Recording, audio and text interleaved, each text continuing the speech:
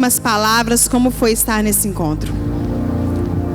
Bom, eu venho de um ano e meio para cá, é um momento de uma transição espiritual assim muito forte, aonde eu fui perdendo a essência e eu fui criando máscaras. A gente costuma ser criado na igreja desde que a gente é criança. Quando chega um certo momento da nossa caminhada cristã, a gente começa a criar máscaras. E aí a gente começa a criar máscaras nos ministérios, a gente começa a criar máscaras e a gente vai levando a nossa vida cristã. E chegou um momento que eu comecei a me confrontar. E eu disse para Deus: Senhor, eu estou sendo hipócrita, eu estou sendo falsa, eu não estou fazendo a tua vontade conforme a tua palavra diz. E aí, num desses momentos assim, Deus me confrontando, eu falei: gente, eu não quero viver um evangelho superficial. E Deus me confrontando, e o meu maior problema era me perdoar. Graças a Deus eu tenho muita facilidade de perdoar as pessoas. Não tenho dificuldade, mas me perdoar era muito difícil. E aí eu comecei. É difícil você ser criado dentro da igreja e entender que a graça de Deus é para você também. É difícil entender que a graça de Deus, ela te alcança e te perdoa, independente do que você fez. E aí, num desses confrontos, eu confrontando, e eu comecei a falar com Deus: Senhor, eu não quero conhecer o Cristo que os outros falam. Eu vivo, desde criança, minha mãe descobriu que estava grávida de mim porque um pastor revelou para ela. Eu não vim pelo acaso, eu sei que o Senhor tem promessa na minha vida. E eu falei: eu não aceito viver isso. Eu quero viver o Cristo, eu quero ver Cristo, eu quero ver. E aí eu comecei a buscar. E esse processo vem desde o meio do ano passado. Quando foi agora, começo do ano, voltou das férias, eu comecei a conversar com a Gra. E lá na faculdade, eu tenho muita dificuldade. Eu falei com a pastora: eu tenho muita dificuldade de me abrir. Quem me conhece sabe. Eu tô rindo, tô brincando com todo mundo, tô falando, sentando, dando conselho. Mas quando quando o problema tá em mim, é difícil falar. Quem me conhece sabe o tanto que é difícil eu me abrir. Porque eu me vi assim, eu não posso ser fraca diante das pessoas que estão precisando da minha ajuda. Só que até o momento que eu entendi que para mim curar as pessoas, eu preciso estar curada. Para você curar o outro, você precisa se curar. E aí eu falei com a Gra lá na faculdade. Eu falei: eu não estou aguentando mais, eu preciso de um sentido, eu preciso de um rumo. E aí a Arielle, minha prima, já tinha me chamado para vir aqui. Eu já tinha servido na missionária de outro bairro. Mas engraçado, eu era da missionária há tantos anos e eu nunca tinha entrado aqui dentro. No dia que eu entrei aqui, eu falei: nossa, minha casa, eu me senti em casa aqui. Eu me senti em casa, porque já tinha muito tempo que eu não ia na missionária. Eu falei, eu estava em outra igreja, eu cheguei aí para outra igreja. Quando eu cheguei aqui, eu falei: gente, o meu coração fervia. A alegria, eu falei: nossa, eu estou em casa. E aí eu fui orar e pedir direção de Deus. Aí a Gra foi: vamos no encontro. A Arielle: vamos no encontro. A Arielle não queria ir também, mas estava me chamando para ir.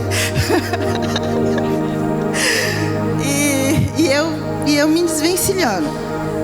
Aí a nossa família veio de uma perda muito significativa.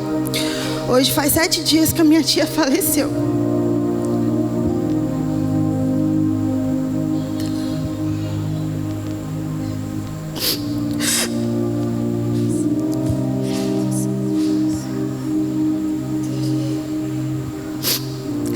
E ela era referência espiritual para todo mundo da família.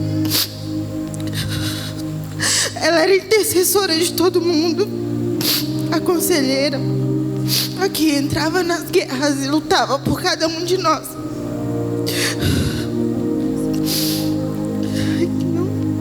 E quando ela faleceu, que eu olhei ela dentro daquele caixão, eu disse para elas, eu disse: Deus, a missão dela aqui nessa terra, ela concluiu. E o que eu tô fazendo? Porque ela falava assim com a gente, que é sobrinho: cada um de vocês tem um chamado por Deus. E ela falava: não adianta vocês negar o chamado de vocês, porque cada um de vocês tem um chamado. E ela batia muito nessa tecla com a gente. Ela falava: eu sei para onde eu vou, e vocês sabem para onde vocês vão? E no dia que eu descobri que a minha mãe me contou que ela tinha falecido, na mesma hora veio a memória: eu sei para onde ela foi. E será que a gente sabe para onde a gente vai? Será que com o coração que a gente alcança a glória de Deus?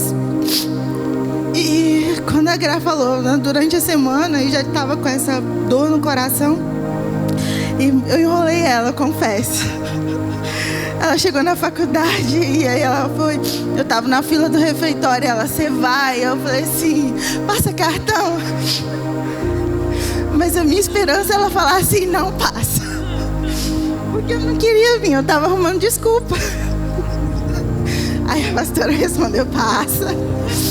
Aí na sexta-feira eu cheguei para minha mãe e falei com a minha mãe assim: mãe, eu tô na dúvida se eu vou. Minha mãe falou assim: eu falei: mãe, a gente acabou de perder a tia Edna, tá tão difícil. E eu nesse confronto todo, sem sentido, sem rumo. Minha mãe falou assim: se a sua tia estivesse hoje aqui, se você perguntasse para ela, a maior alegria dela seria você ir. Porque ela sempre colocava as coisas de Deus em primeiro lugar. E assim, eu agradeço muito, muito a Gra.